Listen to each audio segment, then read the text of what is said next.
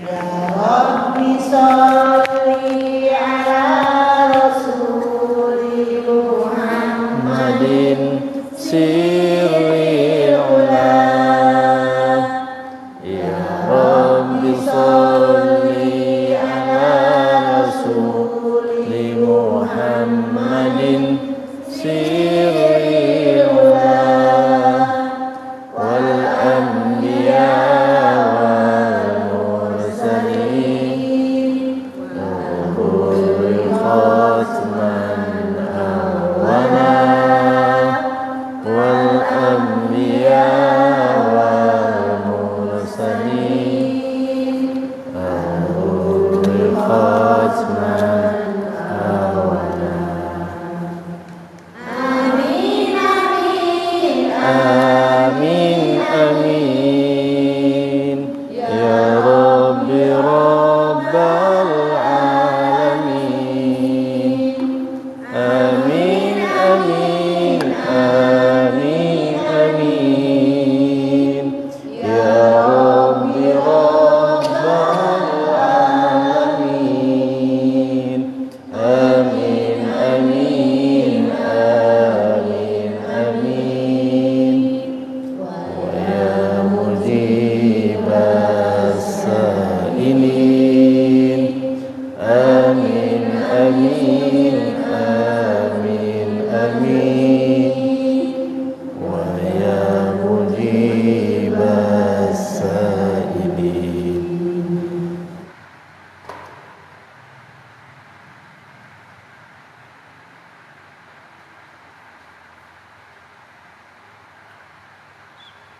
Bismillahirrahmanirrahim. Qala al-muallif rahimahullahu ta'ala nafa'ana Allahu bihi wa bi'ulumihi fid dharain amin. Syurutu sihhatil azani wal iqamati, bermula syarat sahnya al-azani yakni azan wal iqamati dan iqamah sittatun adalah 6. Syarat sahnya azan dan iqamah adalah 6. Syarat sah yang pertama al-muwalatu baina kalimatiha urfan. Al-muwalatu bermula-mualah, makna mualah bersambung terus-menerus, baina kalimatiha antara kalimat-kalimatnya azan, urfan menurut perkara yang sudah uruf. Jadi syarat sahnya azan itu mualah. Lafaz azan itu Allahu akbar, Allahu akbar, Allahu akbar, Allahu akbar. Itu lafaz azan. Dari satu kalimat ke kalimat lain mualah. Setelah selesai baca Allahu akbar, Allahu akbar, kita langsung melanjutkan pada kalimat selanjutnya. Asyhadu an la ilaha illallah, asyhadu an la ilaha illallah. Itu mualah namanya. Tidak dikatakan mualah kalau kita azan Allahu akbar, Allahu akbar, Allahu akbar, Allahu akbar. Dah, bikin kopi dulu, okay? Karena di situ haus kita bikin kopi dulu, minum kopi. Selesai minum kopi, sudah enak tenggorokannya, balik lagi. Asyhadu an la ilaha illallah, asyhadu an la ilaha illallah. Tadi itu masih ada kuenya belum dimakan, selang-seling. Jadi mualah ya.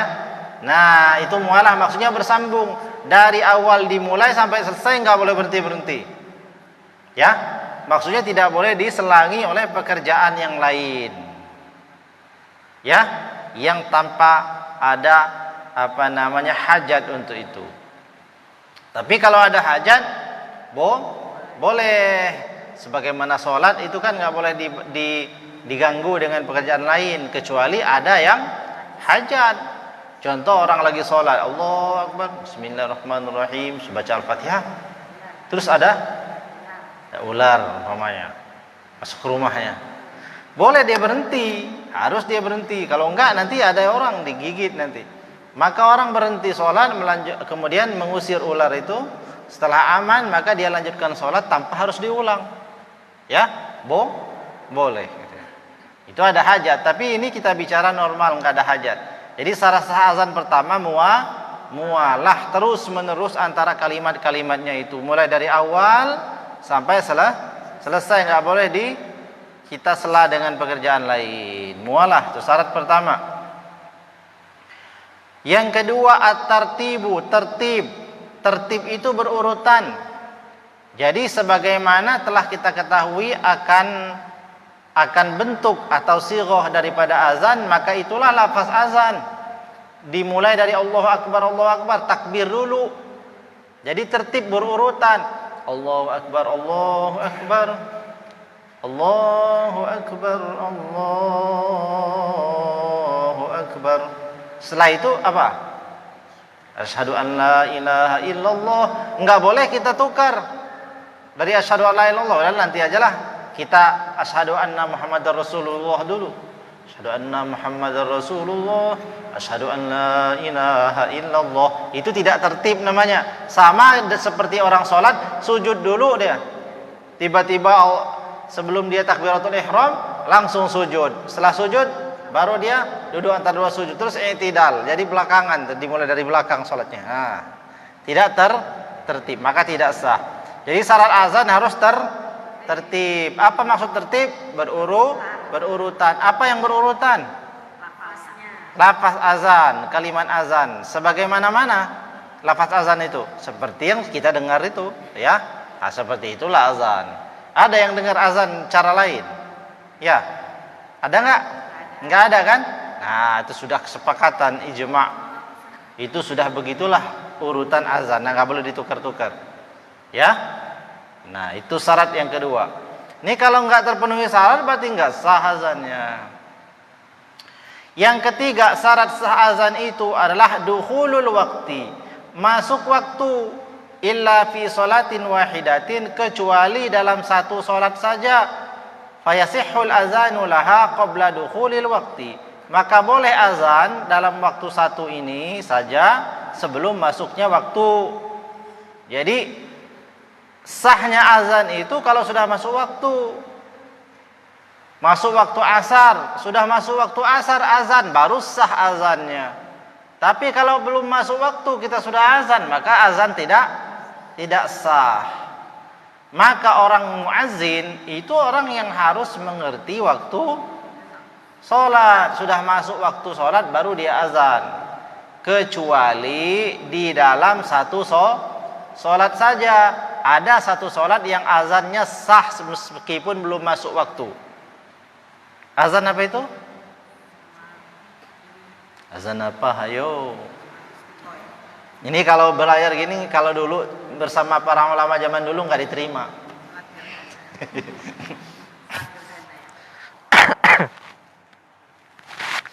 Kalau mau ngaji dulu itu, kita harus baca dulu sebelum datang sama guru. Kita udah baca dulu. Besok kita ngaji bab apa ini, terus kita baca dulu. Baru kita datang ke guru. Baru kita baca lagi di hadapan guru kita dengan sorogan. Kita baca, guru kita dengar. Cara bacanya salah dibilangin. Kadang-kadang bergantian, guru yang baca kita yang nyimak, kita lihat. Oh, cara baca begitu. Nah, jadi kita tahu dulu. Nah, ini ibu-ibu tandanya belum baca. Ada kan lanjutannya? Ada satu sholat yang sah azan walau belum masuk waktu. yakni salat apa itu? Salat subuh. Wa huwal azanul awwalu li salati subhi. Dan dia azan yang sah sebelum masuk waktu itu adalah al azanul awwalu, yakni azan awal, azan pertama li salati subhi, untuk salat subuh.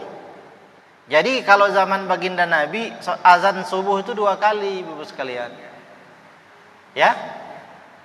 Wa waqtuhu, dan bermula waktu azan pertama ini ba'da muntasafil laili, setelah lewat pertengahan malam. Wal afdalu ma'a dukhuli waqti sahari, dan yang paling afdal bersamaan dengan masuknya waktu sahur.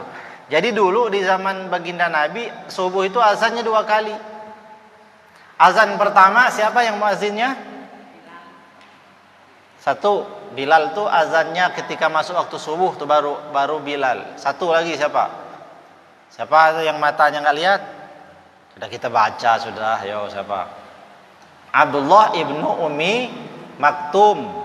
Jadi Nabi itu punya dua muazzin, punya dua petugas azan. Satu namanya Abdullah ibnu Ummi Maktum, seorang sahabat baginda Nabi yang Allah uji dengan kebutaan, nggak bisa lihat. Yang kedua Sayyidina Bilal bin Rabah atau bin Robah. Nah, dua ini muazzin Nabi. Sayyidina Abdullah ibni Ummi Maktum pekerjaannya, tugasnya azan tengah malam, membangunkan orang untuk siap-siap sholat subuh. Waktu sahur sekitar jam 3 malam sudah bangun Sayyidina Abdullah ibnu Ummi Maktum azan. Tapi orang tahu, oh itu azannya Abdullah ibnu Ummi Maktum, belum masuk waktu subuh. Tapi membangunkan orang-orang supaya bersiap-siap sholat subuh. Sudah azan beliau nih. Nah, maka azan pertama dalam sholat subuh sah walau belum masuk waktu. Nanti begitu sudah masuk fajar, namanya fajar sodik, sudah masuk waktu subuh, baru ada azan yang kedua. Siapa yang azan? Bilal bin Rabah. Nah, azan yang kedua ini, azannya Bilal adalah azan setelah masuk waktu subuh. Adapun azannya yang pertama, yakni dulu azannya Sayyidina Abdullah ibni Ummi Maktum, itu azannya sebelum masuk waktu subuh. Jadi kalau azan subuh sah azannya walau belum masuk waktu, yakni azan pertamanya sholat subuh. Kalau sekarang Pak jarang kami dengar. Iya jarang. Kenapa? Adatnya nggak diberlakukan begitu, malah aneh. Ditegur orang jam 12 malam ada azan. Hah? Apa itu? Jangan-jangan ada kebakaran katanya kan? Atau ada musibah apa gitu. Ya kan? Nah, kalau ada musibah-musibah biasanya orang mengumandangkan azan. Ada gempa bumi, umpamanya. Orang azan juga. Ada kebakaran sebagai penanda. Nah, kalau zaman dulu ya salat subuh itu 2 kali azannya. Pertengahan malam, ya, menjelang sahur itu azan. Gunanya apa, fungsinya? Supaya bangunin orang. Ya, membangunkan orang siap-siap salat subuh. Begitu masuk waktu subuh baru azan yang kedua, yakni azan Bilal bin Rabah. Jadi syarat yang ketiga itu masuk waktu, kecuali dalam sholat subuh, yakni azan pertamanya sah walau belum masuk waktu, tapi azan keduanya setelah masuk waktu. Jadi kalau ibu-ibu pernah dengar di mana-mana, nih ibu jangan heran. Oh Pak, ada aliran apa lagi itu? Aliran sesat. Kok azan subuh tengah malam? Ya karena ibu-ibu aja nggak tahu. Padahal ada. Jadi kalau ada orang azan tengah malam, yang penting sudah lewat jam 12 malam. Ya, mulai dari mana nih? Ba'da muntasafil laili, setelah pertengahan malam. Pertengahan malam tuh ya jam 12 malam, kira-kira jam 1. Ada orang azan. Oh, ibu pikir, oh ada azan apa itu? Nah, berarti ini azan subuh yang pertama. Nggak usah heran. Kalau ibu mau bangun, alhamdulillah. Tapi kalau mau tidur lagi juga nggak apa-apa. Yang penting bangun pada azan yang kedua, ya, yang kedua.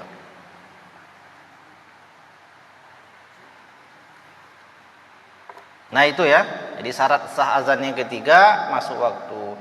Wa ammal azanul awwalu li salatil jumu'ati, dan bermula azan yang pertama untuk salat Jumat. Ini salat Jumat juga 2 kali azannya ya. 2 kali.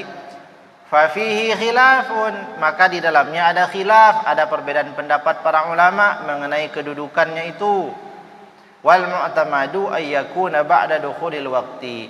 Yang mu'tamad maksudnya pendapat yang dikuatkan ulama, azan pertama salat Jumat itu pun dilaksanakan setelah masuk waktu. Ai ba'da zawal, yakni setelah zawal, setelah tergelincir matahari, maknanya waktu zuhur sudah masuk.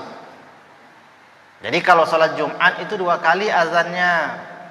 Di sebagian masjid azan 1 kali. Pak, kenapa kok ada azan 1 kali dan azan 2 kali? Ya karena memang zaman dahulu, pada zaman baginda Nabi SAW masih hidup, azannya 1 kali.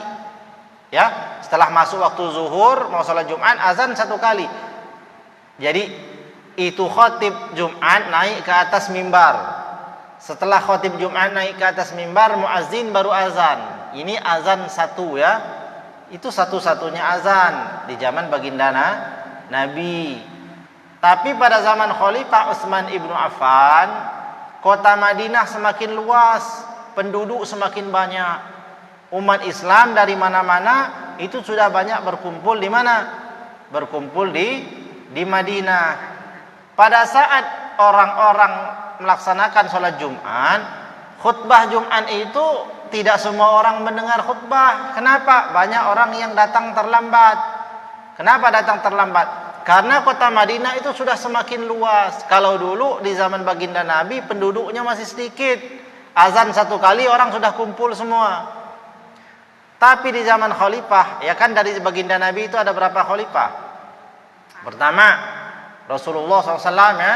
Begitu Rasulullah SAW wafat, siapa yang menggantikan? Khalifah namanya Abu Bakar As-Siddiq ya, radhiyallahu taala anhu. Terus beberapa tahun wafat Sayyidina Abu Bakar digantikan oleh khalifah yang kedua, namanya siapa? Sayyidina Umar ibnul Khattab. Terus gitu kan. Setelah beliau wafat Sayyidina Umar ibnul Khattab digantikan lagi oleh khalifah yang ketiga, siapa? Siapa? Silakan minum dulu. Bismillah.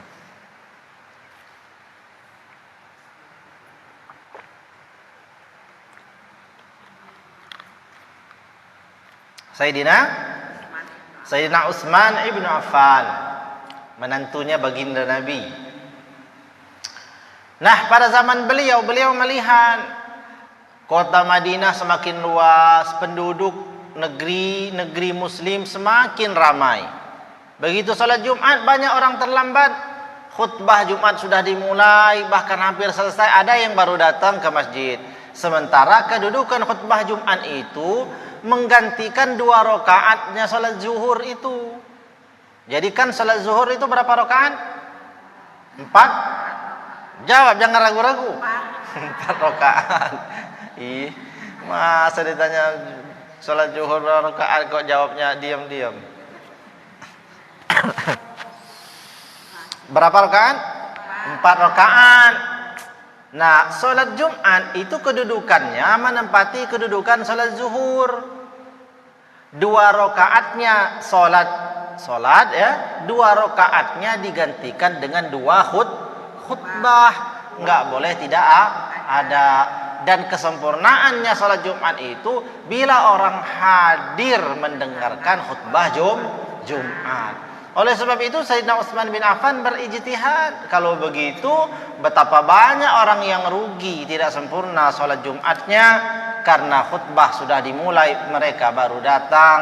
Kalau begitu azanlah 2 kali. Azan pertama menyeru orang supaya datang segera ke masjid, menandakan sudah masuk waktu salat Jumat akan segera dimulai. Datanglah orang, datang berbondong-bondong tuh. Mendengar azan pertama datang berbondong-bondong. Melaksanakan salat sunnah namanya qabliyah Jumat. Setelah selesai semua orang sudah kumpul, waktu sudah masuk, baru khatib Jumat naik ke atas mimbar. Setelah khatib naik ke atas mimbar, baru dikumandangkan azan yang kedua. Nah, di dalam sholat Jumat, azan yang pertama dan yang kedua ini, yang mu'tamad maksudnya pendapat yang kuat, dilaksanakan setelah masuk waktu. Jadi yang dilaksanakan sebelum masuk waktu hanya satu tadi ya, yakni sholat subuh azan pertamanya. Nah itu syarat sahnya Jumat. Syarat sahnya azan dan iqamah. Nah ibu-ibu juga nggak apa-apa tahu meskipun ibu-ibu nggak azan gitu. Yang keempat,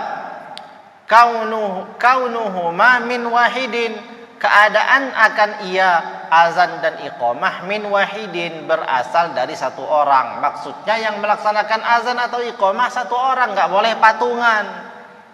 Yaudah, azan kamu satu berdiri, Allahu Akbar, Allahu Akbar, Allahu Akbar, Allahu Akbar.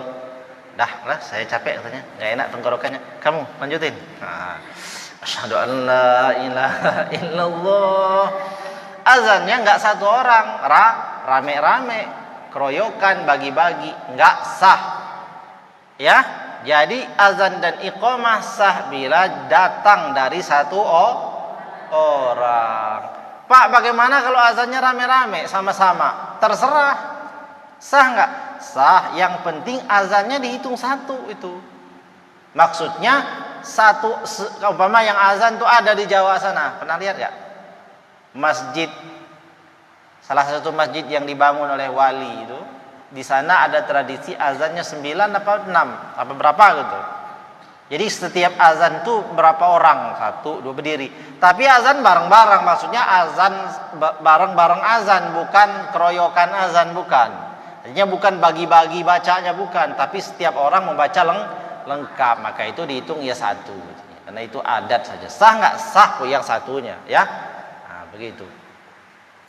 Jadi maksudnya kaunuha min wahidin, keadaan azan dan iqamah satu orang. Maksudnya azan itu satu orang sampai selesai, nggak boleh bagi-bagi.